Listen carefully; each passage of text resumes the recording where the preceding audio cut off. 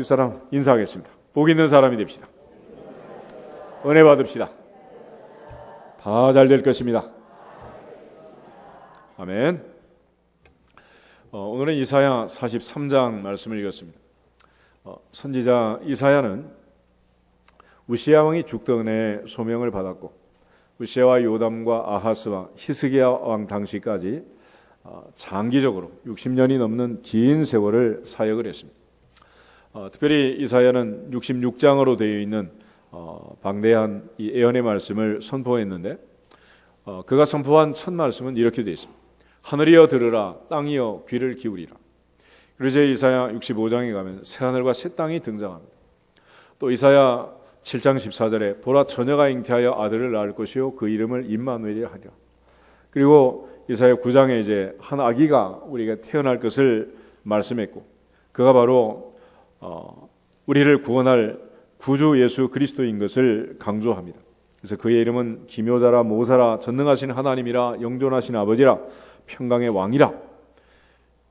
주님이 이 땅에 오셔서 우리를 구원할 것을 약속하고 있고, 또 이사야 53장에서는 주님의 고난의 십자가, 이 십자가의 고통을 설명해 주고 있습니다. 궁극적으로 성경 안에 이사야가 있고 또 이사야 안에 성경이 있다, 그런 말을 하는데, 이사야 전체는 성경의 축소판이기도 하고, 가장 중요한 성경의 주제 예수 그리스도에 대해서 가장 잘 예언하고 있는 책이 이사야서이기도 합니다. 이사야 당시에 이제 실상을 보면 많은 사람들이 많은 제사를 드렸고, 또 하나님께서 성전에 나와서 예배하는 그 많은 제사를 드렸다는 사실을 인정합니다. 그러나 반면에 그들이 드린 제사는 형식적인 제사였고, 마당만 밟고 지나가는 자들의 제사였습니다. 소도 나귀도 주인을 알고 주인의 구유를 알지만은 내 백성은 알지 못한다. 그래서 마치 소돔과 고모라 같은 영적 실상을 경고하고 있고, 궁극적으로 그들이 돌아오지 아니할 때 바벨론 포로라는 그 큰 아픔이 있을 것을 예고하고 있습니다. 동시에 또 바사왕 고레스를 통해서 그 아픔에서, 포로에서 돌아오게 하실 것을 또 동시에 약속하고 있는 책이 선지자 이사야서입니다. 그래서 이사야는 두 가지 큰 주제를 선포하는데, 하나는 심판과 멸망에 대한 메시지가 있고, 또 하나는 구원과 회복에 대한 약속을 주고 있습니다. 하나님께서 형식적인 제사를 드리고 마음이 멀어진 이 백성들을 돌아오게 하기 위해서 바벨론 포로라는 비상수단을 쓰시는 거고, 결국 그 포로 중에서 또 고통 중에서 전능하신 하나님을 찾고 돌아올 때 하나님께서 그들에게 복을 주시고 은혜를 주시고 회복시켜 줄 것을 약속하고 있습니다. 이것이 이제 역사적으로 모두 다 이루어졌고, 또 이제 하나님께서 주시는 그 은혜 속에서 우리가 오늘 이 말씀을 보면서 왜 하나님께서는 바벨론 포로를 허락하셨는가, 궁극적으로 또 그 포로 중에서 하나님이 원하신 것이 무엇이었는가 하는 것을 깨닫게 합니다.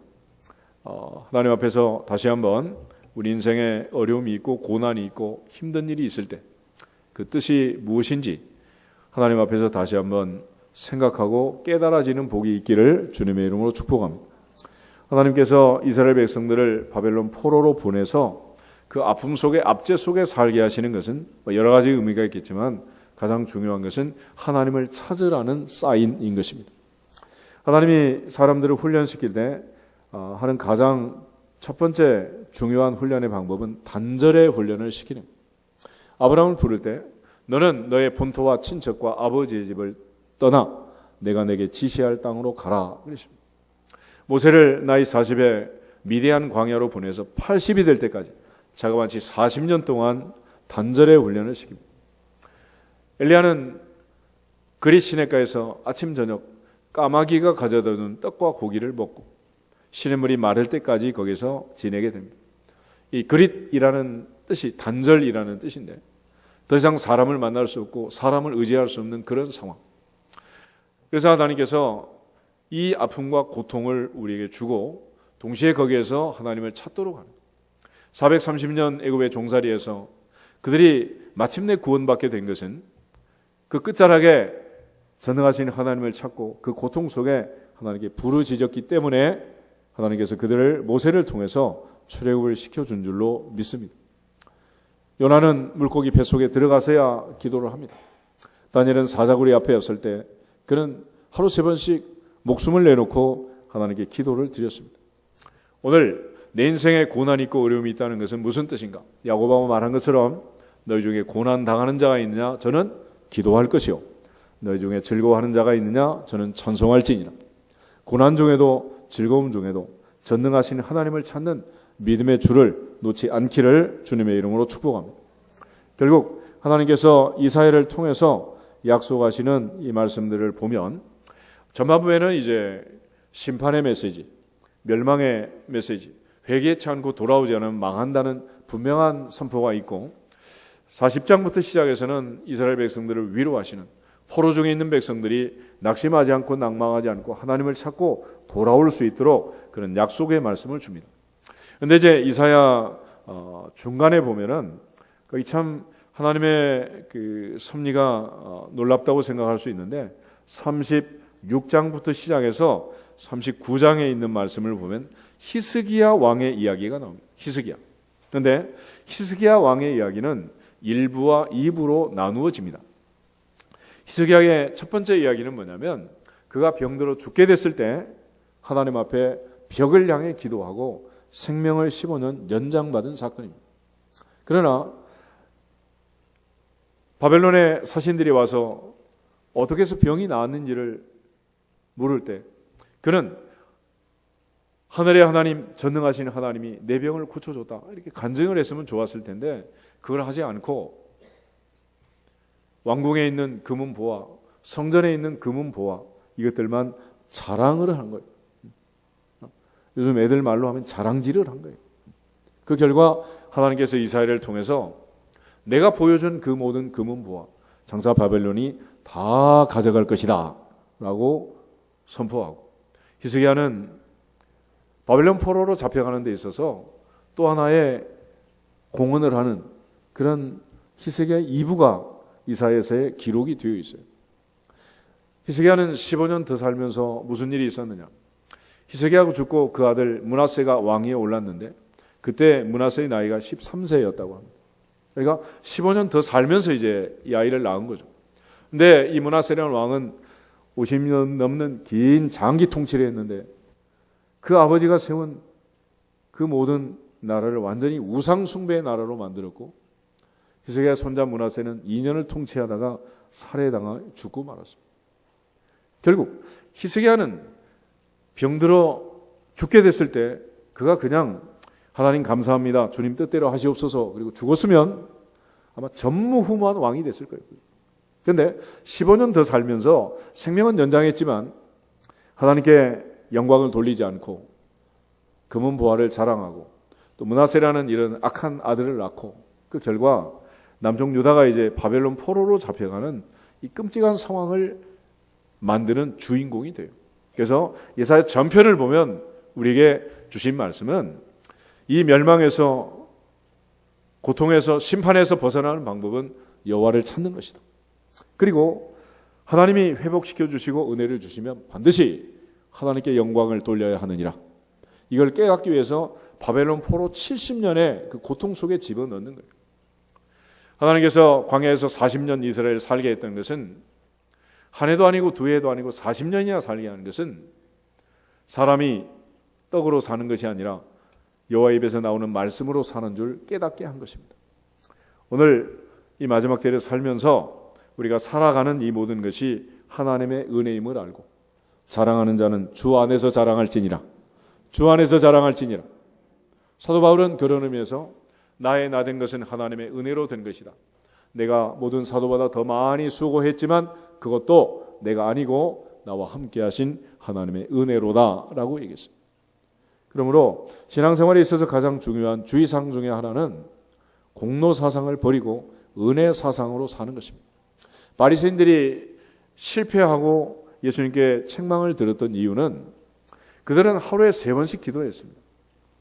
그것도 하루 이틀 한 게 아니라 40일 작정한 것도 아니고 평생을 했습니다.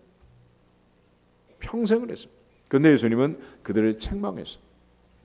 왜 그랬겠습니까? 마태복음 6장 1절에 보면 예수님 규칙이신 경고의 말씀이 있는데 마태복음 6장 1절 한번 찾아보겠습니다. 마태복음 6장 1절 말씀.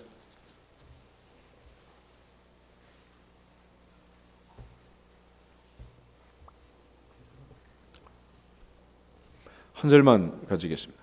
사람에게 보이려고 그들 앞에서 너희 의를 행하지 않도록 주의하라. 그리하지 아니하면 하늘에 계신 너희 아버지께 상을 받지 못하느니라. 아멘. 바리새인들은 항상 사람에게 보이려고, 하나님 앞에 상을 받고 하나님께 보이려고 한 게 아니라 사람을 의식하며 살았다 그랬습니다. 주님 앞에 가는 날까지 우리가 싸워야 할 부분이 이 부분입니다.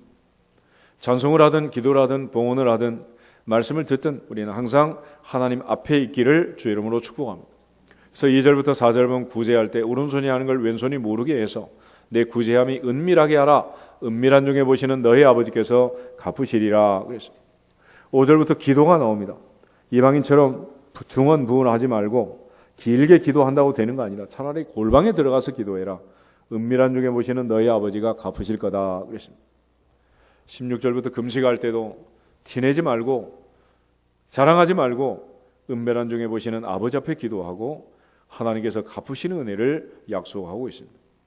금은 보화를 가지고 봉헌을 할 때도 하늘의 보물을 쌓아라. 하늘의 보물을 쌓아라. 내 보물이 있는 그곳에 내 마음도 있다라고 말합니다. 세상 살면서 근심 걱정 염려하지 말아라. 이는 다 이방인들이 구하는 것이다. 그래서 우리 모두가 다 하나님 앞에서 하나님을 찾는, 전능하신 하나님을 찾고 거기서 문제를 푸는 주인공들이 될 수 있기를 주의 이름으로 축복합니다. 그래서 구약에 있는 모든 선지자들의 메시지는 한마디로 하나님을 찾으라는, 하나님. 그래서 하나님을 찾기에 가장 좋은 환경이 뭐냐? 고난이라는 것입니다. 고난 당한 것이 내게 유익이다. 이로 인하여 내가 주의 율례를 배우게 되었습니다. 고난이 왔는데도 하나님을 찾을 줄 모르고 찾지 않는다면 얼마나 불행한 일이 되겠습니까? 그래서 선지자 이사야도 이스라엘 백성들을 향해서 초대장을 보내요. 우리 이사야 55장 한번 찾아보겠습니다. 이사야 55장 1절부터 3절까지만. 이사야 55장 1절부터 3절 말씀 같이 읽겠습니다. 오호라 너희 목마른 자들아 물로 나오라. 돈 없는 자도 오라. 너희는 와서 사 먹되 돈 없이 값 없이 와서 포도주와 젖을 사라. 너희가 어찌하여 양식 아닌 것을 위하여 은을 달아주며 배부르게 하지 못할 것을 위하여 수고하느냐. 내게 듣고 들을지어다. 그리하면 너희가 좋은 것을 먹을 것이며 너희 자신들이 기름진 것으로 즐거움을 얻으리라. 너희는 귀를 기울이고 내게로 나와 들으라. 그리하면 너희 영혼이 살리라. 내가 너희를 위하여 영원한 언약을 맺으리니 곧 다윗에게 허락한 확실한 은혜니라. 확실한 은혜니라. 하나님 앞에 나와 확실한 은혜를 받으라. 하나님의 은혜를 헛되이 받지 말아라. 바벨론 포로 70년의 그 아픔 속에서 하나님이 원하시는 것은 하나님을 찾고 범사가 형통하며 잘 되기를 소원하고 원하시는 거예요. 예레미야 29장을 한번 보겠습니다. 선지자 예레미야 역시 바벨론 포로 70년의 의미를 설명할 때 바로 하나님을 찾는 것이다 라고 얘기를 합니다. 10절부터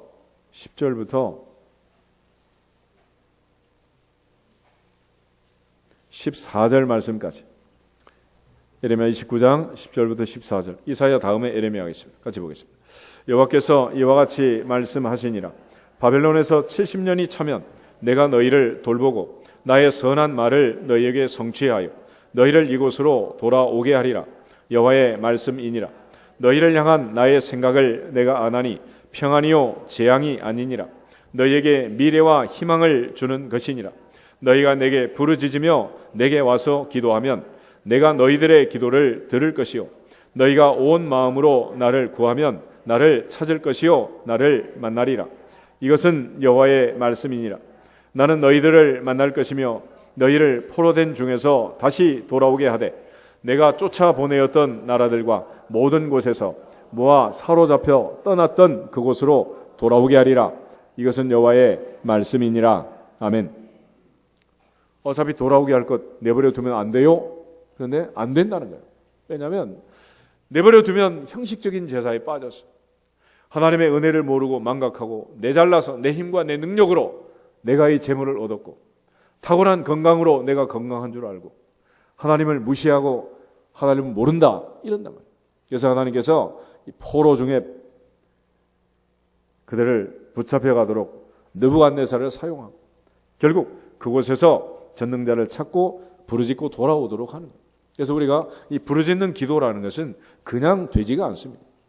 삼손이 그 힘센 삼손이 그의 평생 2번 부르짖는데 한 번은 에낙고레에서 목말라 죽게 됐을 때 목말라서 기도한 게 목말라 죽게 됐을 때 그때 부르짖는 그때.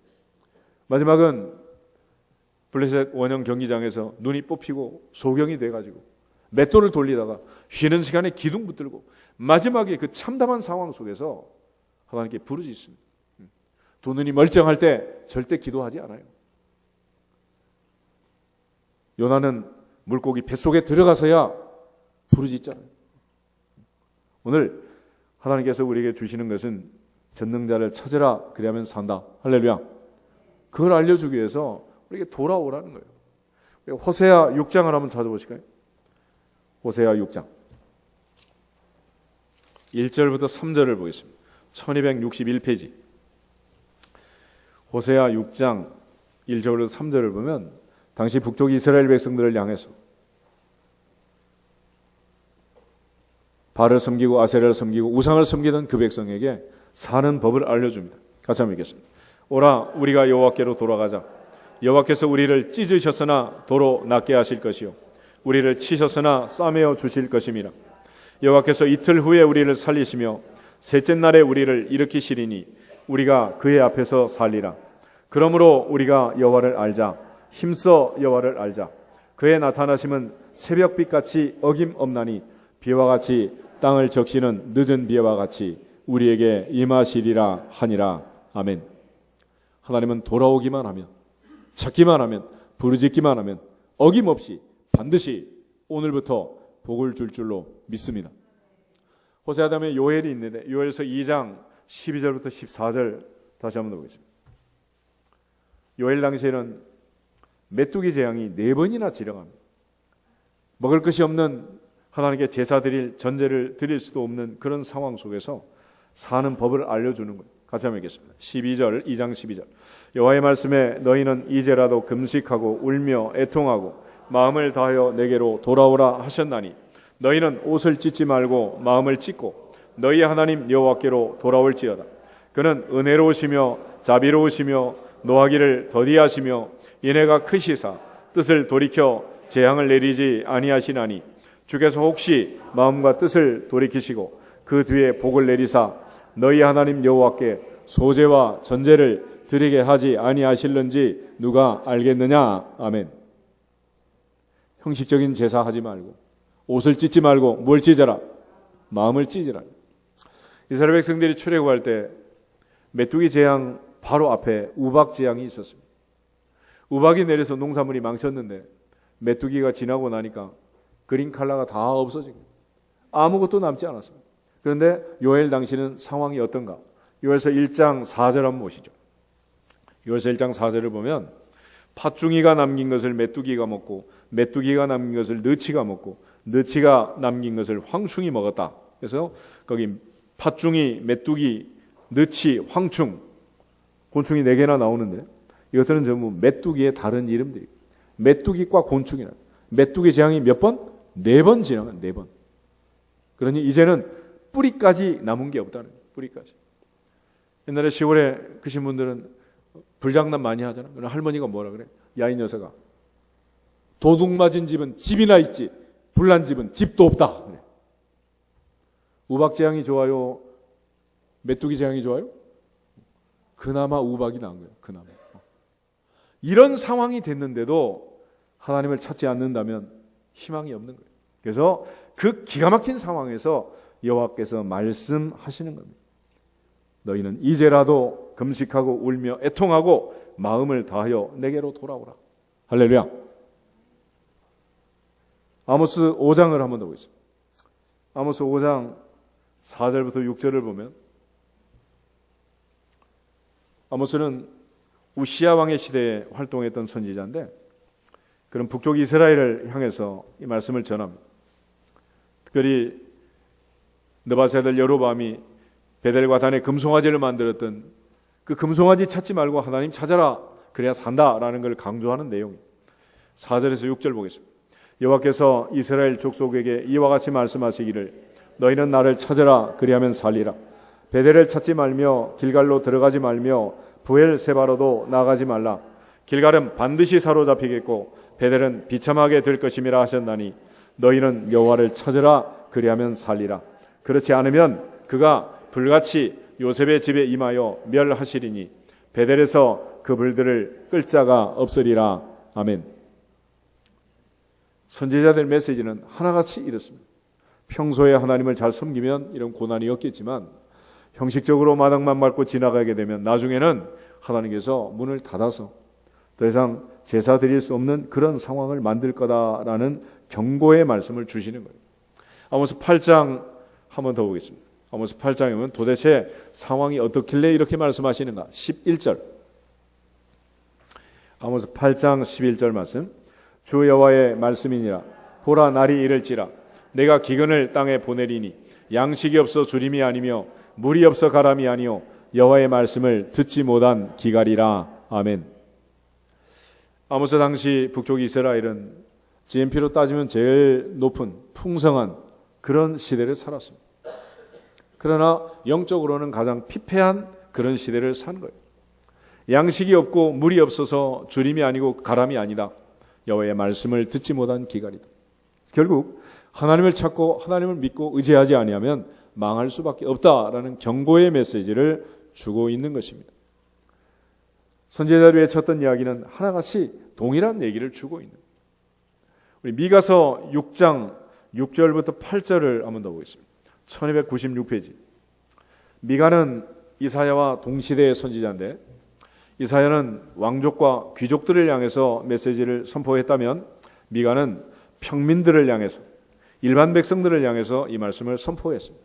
그러나 귀족과 평민이 한 가지였다라는 것을 미가의 메시지를 보면 알 수 있어요. 6절부터 8절을 보겠습니다.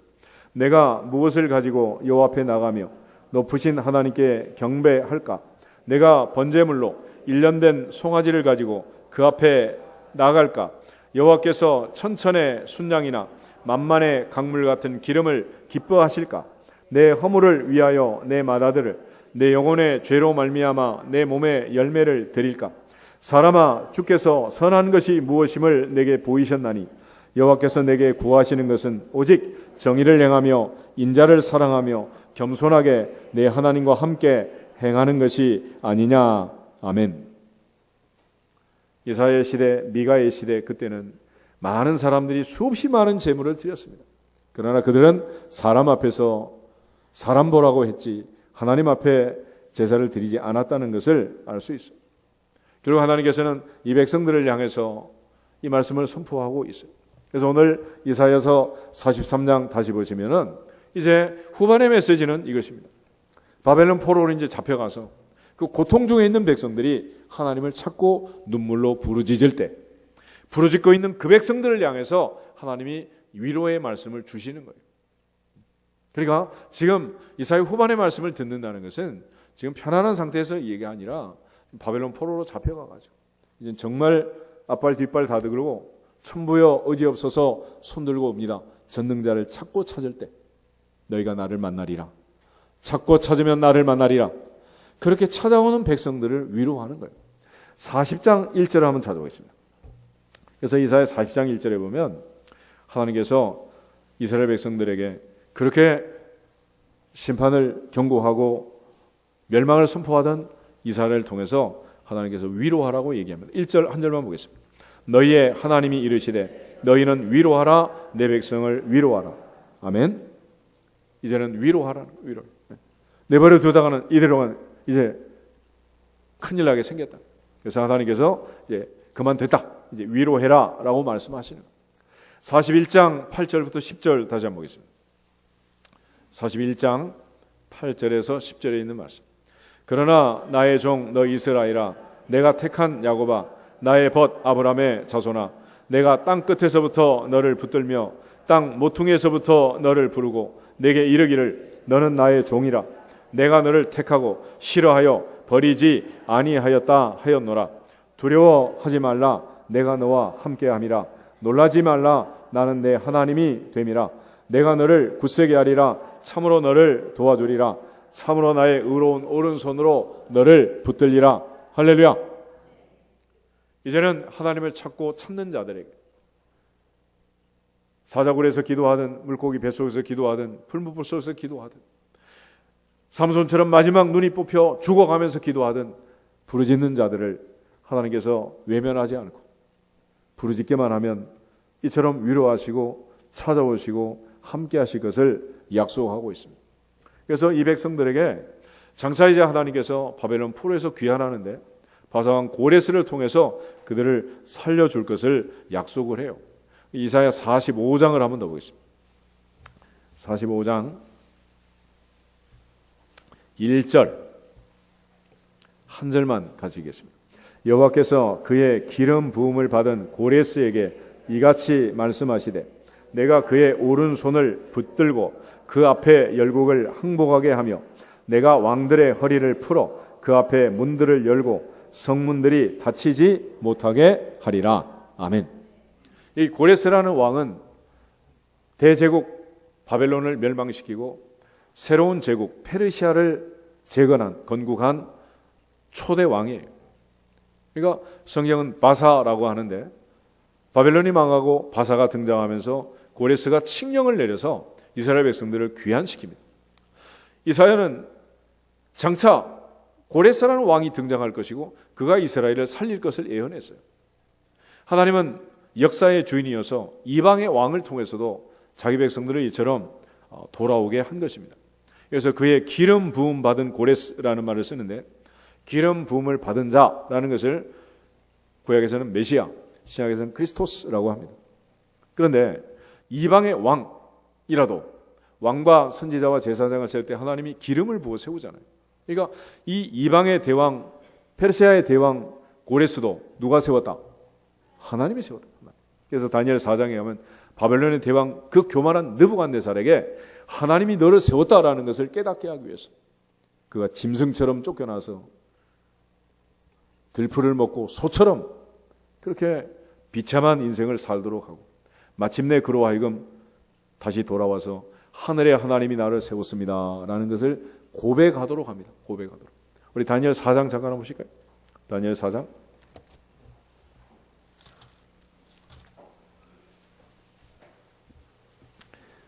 마지막 34절부터 37절을 보겠습니다. 34절부터 37절 말씀. 1240페이지 다니엘 4장 34절에서 37절. 그 기한이 참에 나 느부갓네살이 하늘을 우러러 보았더니 내 총명이 다시 내게로 돌아온지라. 이에 내가 지극히 높으신 이에게 감사하며 영생하시는 이를 찬양하고 경배하였나니 그 권세는 영원한 권세요 그 나라는 대대에 이르리로다. 땅의 모든 사람들을 없는 것 같이 여기시며 하늘의 군대에게든지 땅의 사람에게든지 그는 자기 뜻대로 행하시나니 그의 손을 금하든지 혹시 이르기를 내가 무엇을 하느냐고 할 자가 아무도 없도다. 그때 내 총명이 내게로 돌아왔고 또 내 나라의 영광에 대하여도 내 위엄과 광명이 내게로 돌아왔고 또 나의 모사들과 관원들이 내게 찾아오니 내가 내 나라에서 다시 세움을 받고 또 지극한 위세가 내게 더하였느니라. 그러므로 지금 나 느부갓네살은 하늘의 왕을 찬양하며 칭송하며 경배하노니 그의 일이 다 진실하고 그의 행하심이 의로우심으로 교만하게 행하는 자를 그가 능히 낮추심이라. 아멘. 하나님이 원하시는 것은 하나님의 주권을 인정하고 하나님의 은혜를 인정하고 하나님의 세우셨음을 인정하고 하나님께 영광을 돌리는 것인 줄 믿습니다. 그래서 하나님은 교만한 자는 물리치시고 겸손한 자에게 더욱 큰 은혜를 주신다 그랬습니다. 그래서 아예 처음부터 바사왕 고레스는 하나님이 나를 세웠다라는 사실을 깨닫고 왕이 됩니다. 바벨론의 느부갓네살은 이처럼 고통 중에 이 사실을 깨달았는데 느부갓네살은 그렇게 깨달은 게 아니에요. 우리 역대하 36장 한번 찾아보겠습니다. 역대하 36장. 히브리어 성경은 이제 역대기가 맨 마지막에 있습니다. 22절, 23절,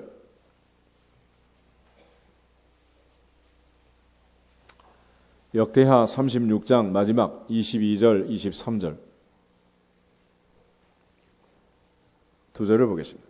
바사의 고레스 왕 원년에 여호와께서 에레미야의 입으로 하신 말씀을 이루시려고 여호와께서 바사의 고레스 왕의 마음을 감동시키심에 그가 온 나라에 공포도 하고 조소도 내려 이르되 바사 왕 고레스가 이같이 말하노니 하늘의 신 여호와께서 세상 만국을 내게 주셨고 나에게 명령하여 유다 예루살렘의 성전을 건축하라 하셨나니 너희 중에 그의 백성된 자는 다 올라갈지어다. 너희 하나님 여호와께서 함께 하시기를 원하노라 하였더라. 아멘. 바사 왕 고레스의 칙령을 보면 고레스 왕은 하나님이 나를 세우사 이 대제국을 주셨음을 알았다 몰랐다. 그는 이미 알고 있었어요. 그래서 페르시아는 바벨론에 비할 바가 아닙니다. 고레스는 느부갓네살하고 비교할 수 없는 사람. 하나님의 보좌 앞에서 나를 지으시니가 하나님, 나를 부르시니가 하나님, 나를 창조하신 그분이 하나님이심을 알고 그 하나님께서 자기를 찾고 찾는 자들에게, 부르짖는 자들에게 이제는 더 이상 두려워하지 말아라. 내가 너와 함께한다. 내가 너를 창조했고 내가 너를 지어. 그러면서 위로하는 말씀을 주시는 거예요. 오늘 이 말씀을 잘 기억하고 하나님의 섭리와 계획을 믿고 내 인생에 고난이 왔다. 그거는 절망이다, 희망이다. 그건 희망이다. 그 절망 중에 하나님은 우리를 훈련시켜서 하나님을 찾게 하고 희망의 자리로 옮겨갈 줄로 믿습니다. 살면서 물질적인 위기가 왔다. 좋은 일이요, 나쁜 일이요? 반응에 따라 달라. 반응에 따라서. 그렇다고 해서 옥상으로 한강으로 다니면 정말 불쌍한 사람 되는 거고 욥처럼 주신 자도 여호와 취하신 자도 여호와 여호와께서 영광을 받으실지로다 라고 그 기가 막힌 물질에 부도가 나고 전 재산이 없어지는 그 상황에서도 전능자를 찾으면 고난은 유익이 되느니라. 유익이 되느니라. 욥은 그런 일만 겪은 게 아니에요. 아들 7, 딸 3이 생일잔치를 하다가 집이 무너져가지고 하루아침에 10명의 자녀가 죽었습니다. 한 명 죽어도 평생 가슴에 묻고 사는 건데 생떼 같은 애들이 10이나 죽었으니 이게 얼마나 기가 막힌 일이냐. 그렇지만 욥은 입술로 범죄하지 않았습니다. 하나님을 찾고 전능자를 찾으면 고난은 유익이 되는 줄로 믿습니다. 거기다가 머리부터 발끝까지 악창이 나가지고 염증, 고름이 흐른 정도가 아니야. 온 몸에 머리부터 발까지 구데기가 생겨가지고 구데기 옷을 입고 있었단 말이야. 그럼에도 불구하고 그는 하나님만 의지했습니다. 오늘 이사야서를 보면 하나님께서 바벨론 포로라는 이 위기를 줬는데 그거는 결코 손해가 아니라는 거예요. 에레미야의 말씀처럼 너희를 향한 나의 생각을 내가 아나니 재앙이 아니라 평안이다. 미래와 희망을 주는 것이니라. 아멘. 그래서 이사야는 그러한 상황을 보는 관점을 우리에게 하나 알려주는데 이사야 55장 잠깐 보겠습니다. 이사야 55장에 보면 6절에서 9절 말씀.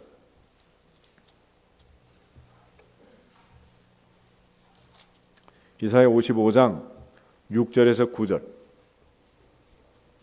다 같이 읽겠습니다. 너희는 여호와를 만날 만한 때에 찾으라. 가까이 계실 때에 그를 부르라. 악인은 그의 길을, 불의한 자는 그의 생각을 버리고 여호와께로 돌아오라. 그리하면 그가 긍휼히 여기시리라. 우리 하나님께로 돌아오라. 그가 너그럽게 용서하시리라. 이는 내 생각이 너희의 생각과 다르며 내 길은 너희의 길과 다름이니라. 여호와의 말씀이니라. 이는 하늘이 땅보다 높음같이 내 길은 너희의 길보다 높으며 내 생각은 너희의 생각보다 높음이니라. 아멘. 이 하나님의 생각, 하나님의 뜻, 하나님의 길에 초점을 맞추고 살아갈 수 있기를 주 이름으로 축복합니다. 그러면은 인생을 살면서 무슨 일을 만나든지 결코 손해가 아니고 그 상황 속에서 하나님을 더 믿고 의지함으로써 성경에 있는 많은 믿음의 선조들처럼 그 뒤를 이어서 하나님께 영광을 돌리는 믿음의 가문들을 세우게 될 줄로 믿습니다. 선지자 이사야는 그런 의미에서 지금 다시 한번 이 기가 막힌 상황이 왔는데 절대로 하지 말 것, 그는 두려워하는 것이다 그랬습니다. 두려워하지 말라는 거예요. 오늘 이사야 43장 보시면 이제 두려워하지 말라는 말이 두 번 나오는데, 하나는 1절에 나와있어요. 1절 중간에 보면 너는 두려워하지 말라 그랬습니다. 근데 이 말을 너는 두려워하지 말라 하시는 분이 누구냐? 야곱아, 너를 창조하신 여호와께서 지금 말씀하시느니라. 이스라엘아, 너를 지으신 이가 말씀하시느니라. 나를 창조하고 나를 만드신 그 하나님께서, 하늘의 하나님이 내게 말씀하시기를 너는 뭐하지 말라? 두려워하지 말라. 두려워하지 말라. 이유가 뭐냐? 기어지는 말씀이 이렇게 되어 있습니다. 왜요? 내가 너를 구속하였고 내가 너를 지명하여 불렀나니 너는 내 것이라. 할렐루야. 하나님께서 너는 내 것이다 라고 하나님의 소유라고 인을 쳐놓은 거예요. 첫째는 하나님께서 나를 만드셨기 때문에 나는 하나님의 것이고, 또 구속이라는 말은 뭐냐면 노예 시장에서 몸값을 지불하고 사는 거예요. 요셉을 보디발이 은 30에 사가잖아요. 예수님을 가룟유다가 은 30에 팔아먹었잖아요. 호멜을 호세아가 데려올 때 은 15개와 보리 한 호멜 반, 은 30의 값을 주고 데려오게 됩니다. 그런데 하나님께서 우리를 구속할 때는 십자가의 보혈, 천하보다 귀한 예수 그리스도의 생명을 우리 대신 내어주시고 그 생명의 값으로, 핏값으로 우리를 구속하여 하나님의 것으로, 하나님의 소유로 삼으신 줄로 믿습니다. 그래서 우리는 이중으로 하나님의 것이 된 거예요. 그러므로 이제는 하나님이 내 주인이면 내 인생은 내가 염려한다, 그분이 하신다. 당연한 거 아니겠어요? 우리 집에 강아지를 보면서 난 배우는 게 참 많은데, 신명기 28장이면 그런 말이 있잖아요. 아들, 딸도 다 잘 되지만 짐승의 새끼도 가축도 다 잘 된다. 할렐루야. 얼마나 복이 많아. 나하고 사니. 그런데 더 재밌는 것은 얘는 자기 먹거리들 걱정하지를 않아. 누가 걱정해? 내가 걱정해. 하나님 앞에서 절대로 하지 말 것. 뭐 하지 말라고? 두려워하지 말라는. 이 두려움이란 것은 뭐냐면, 창세기 3장 9절 10절에 가면 하나님께서 아담을 찾아와요. 어디 있느냐? Where are you? 그래. 그러니까 아담이 놀래가지고 내가 벗었으므로 두려워서 숨었습니다. 그때 두려움이라는 단어가 처음 나와요. 그런데 마태복음 25장에 가면 그 달란트 비유가 나옵니다. 그 중에 한 달란트 받았던 사람이 주인한테 와서 넌 왜 그랬니? 그러니까 두려워서 당신의 달란트를 땅에 묻어놨습니다. 그러니까 죄를 지으면 두려움이란 게 오는 거고, 이 두려움이 있으면 우리 아무것도 할 수 없는 거예요. 그 두려움은 누구를 묶는 거냐? 나의 손발을 꽉꽉 묶는 것입니다. 마가복음 5장에 보면 예수님께서 회당장 야이로의 12살 된 딸을, 병든 딸을 고치려고 그 집에 가는데 새치기 하는 여자가 있었어요. 12회를 혈류증을 앓던 여자. 그래서 이 여자를 고치던 중에 야이로의 집에서 종들이 왔습니다. 이제는 선생님 그만 괴롭히시죠.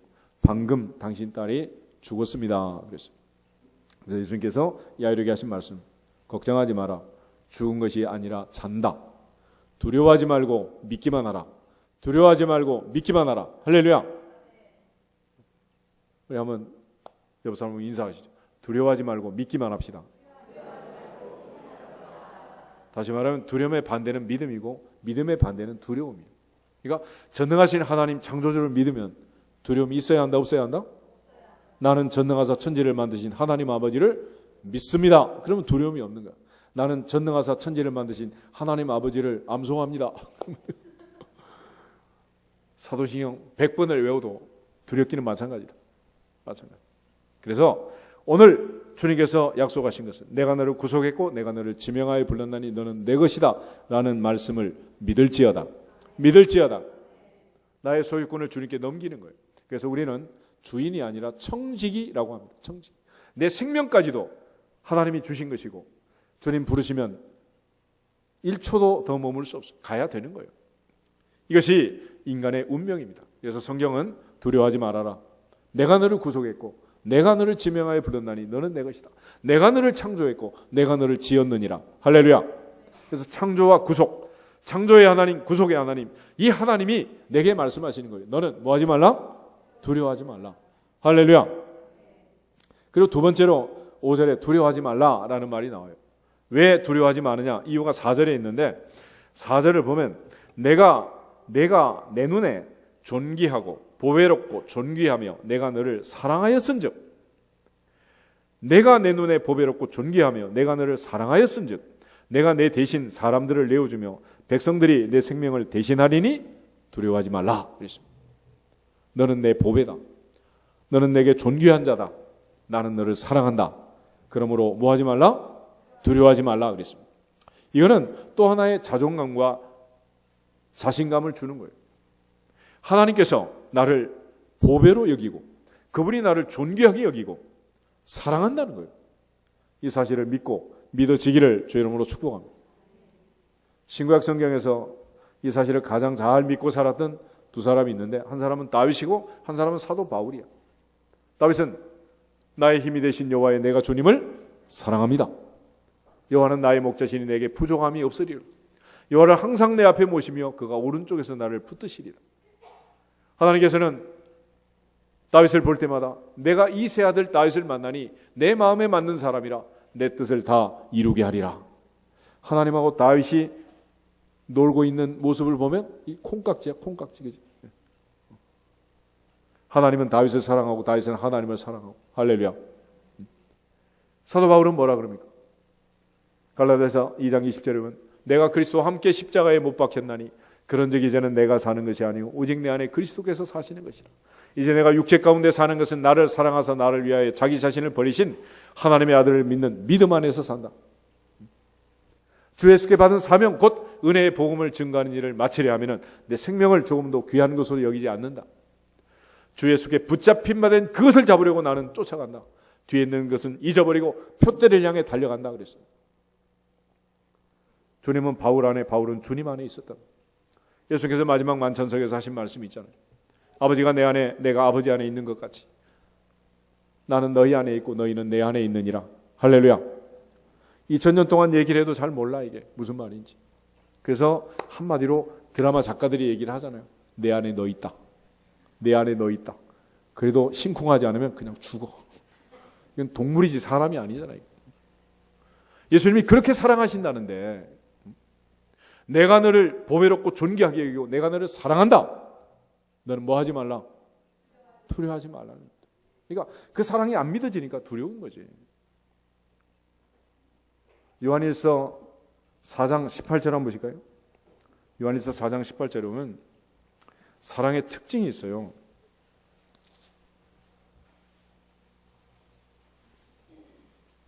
요한일서 4장 18절 한 절만 같이 읽겠습니다. 사랑 안에 두려움이 없고 온전한 사랑이 두려움을 내쫓나니 두려움에는 형벌이 있음이라. 두려워하는 자는 사랑 안에서 온전히 이루지 못하였느니라. 아멘. 예전에 전보 시대에 어떤 분이 이거를 전보를 쳐서 이제 신랑 신부가 신혼여행을 갔는데 보내라. 그래서 아마 전화 받던 교환원이 성경을 조금 알았던가 봐. 그래서 요한일서 4장 18절을 치라는데 요한복음 4장 18절을 쳐서 보낸 거예요.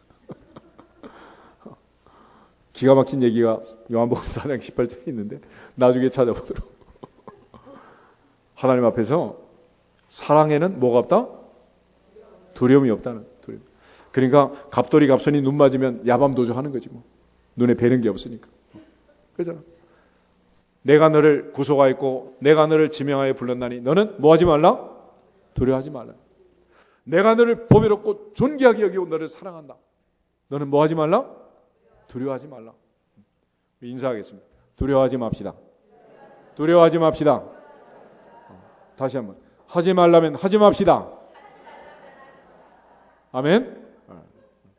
그러니까 살면서 물질의 고통이 오든지 자녀들의 문제가 생기든지 내 몸에 병이 오든지 아니면 인간관계 문제가 있든지 사자굴에 들어가게 됐든지 포로로 잡혀가게 됐든지 내 인생에 내가 할 수 없는 일들이 생긴다 하더라도 그 어떤 경우에라도 너는 뭐 하지 말라?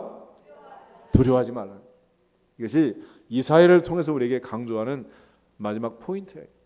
그러므로 그동안 근심, 걱정, 염려, 두려움 속에 살았다는 것은 우리가 하나님 앞에 살지 못하고 사람 앞에 산 거고, 하나님을 믿고 의지하고 진심으로 고백하고 그것이 믿어졌다면 오늘부터는 내 마음에 두려움이 떠나가야 할 줄로 믿습니다.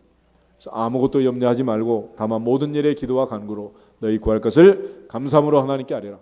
그리하면 모든 지각에 뛰어난 하나님의 평강이 그리스도 예수 안에서 너희 마음과 생각을 지키시리라. 마음과 생각을 지키시리라. 그 마음과 생각에 평강이 있는 거지 두려움이 있지 않다는 거예요. 그런데도 하나님을 섬기면서 우리는 늘 걱정하고 염려하고 두려워하며 살고 있습니다. 더 이상 이 근심, 걱정, 두려움에 휩싸여 있지 말고 벗어날 수 있기를 주님의 이름으로 축복합니다. 다시 한번 인사하겠습니다. 두려워하지 맙시다. 두려워하지 맙시다. 찬양 하나 하고